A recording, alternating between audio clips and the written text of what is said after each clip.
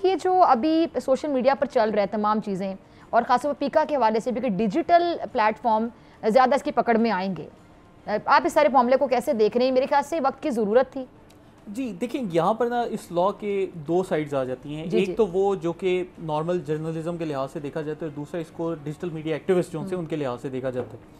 अभी जो पाकिस्तान का मौजूदा सोशल मीडिया लैंडस्केप है, इसमें हमें ये चीज़ नज़र आती है कि ज़्यादातर जो फेक न्यूज़ हैं वो सोशल मीडिया पर जो लोग रैंडम अकाउंट से बैठे हुए हैं और बिलखसूस जो टिकटॉक जैसे प्लेटफॉर्म्स हैं उनके ऊपर फैलाई जाती हैं। मतलब अक्सर मैं अभी कल भी देख रहा था कि किसी मरूफ शख्सियत की मौत की खबर चला दी, बिल्कुल जाली खबर है, कुछ नहीं पता, लेकिन जी फलाने की डेथ हो गई। अब इससे क्या होता है कि आपको रिस्पांस आता है लोगों का ना, कि लोग पूछते हैं अच्छा वाकई क्या ऐसा हुआ है, और लोग उस लिंक को खोल कर देखते हैं। ऐसा होता है कि जितने आपके कमेंट्स आ रहे हैं, सोशल मीडिया एल्गोरिथम्स ऐसे डिजाइन है कि वो देखते हैं कि यार इस बंदे की एंगेजमेंट बढ़ रही है, एंगेजमेंट बढ़ रही है, तो वो क्या करते हैं अकाउंट को मजीद प्रमोट करना शुरू कर देते हैं। ठीक। तो इसमें ये जो चीज़ आ जाती है, एल्गोरिथम अब्यूज़ की चीज़ आ जाती है कि आप प्लेटफॉर्म पे जाली खबरें दे रहे हैं, लोगों की एंगेजमेंट बढ़ रही है, एंगेजमेंट की वजह से आपके पास जो लोगों की ट्रैफिक आ रही है उसको आप अटेंशन इकोनॉमी में कन्वर्ट कर रही है, क्योंकि उसी ट्रैफिक को आपने मोनेटाइज कर दिया, उसके बदले में आपको डॉलर्स मिलने शुरू हो गए। तो अब ऐसे जो लॉज हैं, कम से कम हमारे मुल्क की हद तक इनका काफ़ी फ़ायदा होगा कि ये जो चीज़ें हैं आहिस्ता आहिस्ता कंट्रोल में आना शुरू हो जाएंगी, फुल कंट्रोल में नहीं आएंगी। उसकी वजह यह है कि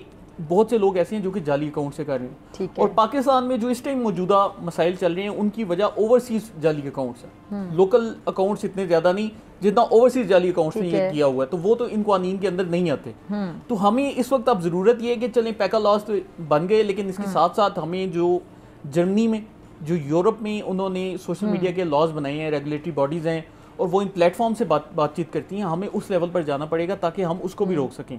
क्योंकि कुछ हद तक हम कह सकते हैं कि 10-20% इसका शायद एक इम्पैक्ट आए, लेकिन जो एक मेजर चंक है फेक न्यूज़ का वो जाली अकाउंट से हो रहा है। अच्छा, आपने भी थोड़ी एक बड़ा आपने अच्छा डिफरेंशिएट जो कर दिया कि कुछ जाली अकाउंट्स जो बाहर से ऑपरेट हो रहे हैं, पाकिस्तान से बाहर बैठे हैं जो ऑपरेट हो रहे हैं, उनमें कुछ असली भी हैं। बाय द वे मैं नाम लेके बात करना, शहबाज गिल साहब जो गुफ्तगू कर रहे होते हैं, पीटीआई का एक मेन फेस हैं वो, पीटीआई उनको डिसऑन भी नहीं करती, और कभी भी किसी सहाफ़ी आसमा शराजी साहब के बारे में उन्होंने इतनी फजूल गुफ्तगू शुरू कर दी तो आसमा साहब ने कभी किसी को रिप्लाई नहीं किया, इस तरह मैंने देखा है, लेकिन वो भी मजबूर होगी उनको जवाब देने पर। तो ख़वातीन के हवाले से तस्दीक में इस गुफ्तगू को करते हैं, किरदार खुशी करते हैं, और पीटीआई का फेस ही कंसिडर होते हैं अमेरिका में बैठ के।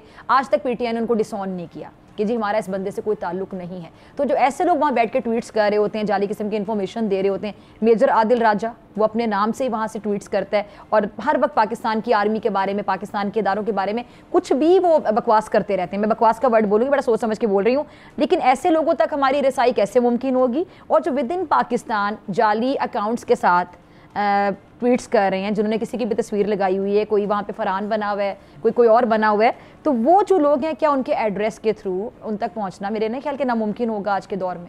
जी पहले तो मैं आपकी इस बात की तस्दीक करता हूँ, मैं आपको बल्कि अपना एक वाक़या सुनाता हूँ कि 2015 में मैं पीटीआई का सोशल मीडिया एक्टिविस्ट था, पीटीआई के साथ काम कर रहा था, और 2015 के दिसंबर में मैंने एक ट्रेंड चलाया भारतीय वज़ीर आज़म मोदी के खिलाफ कि वो जो मुजालिम कर रहे हैं। जब आपका अकाउंट बंद हो गया था, if I am not wrong, जी वो उसके बाद हुआ था। अच्छा, मैंने अब भारतीय वज़ीर आज़म मोदी के मुजालिम के खिलाफ ट्रेंड चलाया, और 2015 में पीटीआई ऑफिशियल के अकाउंट के ऊपर आपको ट्वीट मिल रही है कि हम जी फरहान विर्क से इज़हार ताल्लुकी करते हैं कि उसने मोदी के खिलाफ ट्रेंड चलाया।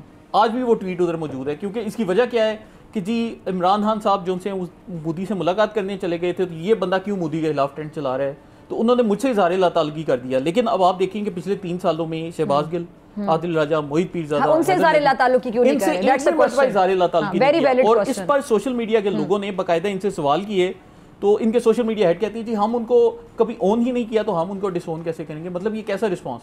क्योंकि हमें तो याद है कि माजी में आप क्या करते नहीं है ना। तो ये फयाजुल हसन चौहान साहब मेरे प्रोग्राम में बाकायदा ये बात कह के, बाकी जगह पे भी करते हैं, आपके साथ भी अक्सर पॉडकास्ट करते हैं, तो वो ये बात कैटेगोरिकली कहते हैं कि वो इमरान खान साहब से मिल नहीं सकते थे। क्यों? क्योंकि शहबाज गिल साहब को फयाजुल हसन चौहान साहब की शक्ल नहीं पसंद थी। बिल्कुल ऐसी। तो अभी भी देखिए, और अभी कहते हैं कि हमारा उनसे ताल्लुक हमने कभी ऑन भी नहीं किया। अभी भी पार्टी का जो पूरा नैरेटिव है वो एक तरह से यही लोग अपडेट कर रहे हैं। अब होता ये है कि पाकिस्तान में फर्ज किया इनका कोई लीडर मुफाहमत की बात भी करता है, जैसे वो शेर अफजल मरवत हैं या बाकी सारे हैं, फौरन उन पर गद्दारी का ठप्पा लगा दिया जाता है। उन्हें कहा जाता है तुम रियासत से लड़ाई क्यों नहीं कर रहे, तुम खाना जंगी की तरफ क्यों नहीं जा रहे, और वो बेचारे लीडर्स इस वजह से ब्लैकमेल हो रहे हैं। मतलब मुझे इनके ऊपर अफसोस होता है। एक स्ट्रेटेजी तो बनानी होती है, इसे लीड करना होता है अगर। तो अब इनको कंट्रोल करने का जहां तक बात है, देखें हमने फसाद की जड़ को पकड़ना है, और फसाद की जड़ ये डिजिटल मीडिया प्लेटफॉर्म्स हैं। अब यूरोप में क्या होता है कि अगर आप किसी प्लेटफॉर्म पे इस तरीके की बात करते हैं तो अगर वो अकाउंट आइडेंटिफाई नहीं हो रहा तो वो उस प्लेटफॉर्म को जुर्माना कर देते हैं। डेफेमेशन रोल वहाँ पे बाकायदा रूल्स हैं, वहाँ आप नहीं कर सकते। तो वहाँ पर ये चीज़ें वहाँ से कंट्रोल हैं। पाकिस्तान में भी देखिए, हम यहाँ पर एक फायर फाइटिंग कर रहे हैं ना कि पैका लॉज आ गए, ठीक है, एक वक्ती तौर पर फायर फाइटिंग कर ली, पाकिस्तान के अंदर कोशिश कर ली, लेकिन ये जो बाहर वाले अनासर हैं इनको काबू करना जरूरी है। और इसके लिए ये जो डिजिटल मीडिया रेगुलेशन अथॉरिटी है इन्होंने अब बनाई है, उससे थोड़ा सा फर्क जरूर पड़ेगा, क्योंकि वो अथॉरिटी फिर इन प्लेटफॉर्म्स के साथ कोऑर्डिनेट करेगी। तो इंशाल्लाह उसका अब हम एक्सपेक्ट देखेंगे कि वो इंशाल्लाह फ्यूचर में कैसा काम करती है। सब्सक्राइब करें और बेल दबाएं ताकि कोई खबर रह न जाए।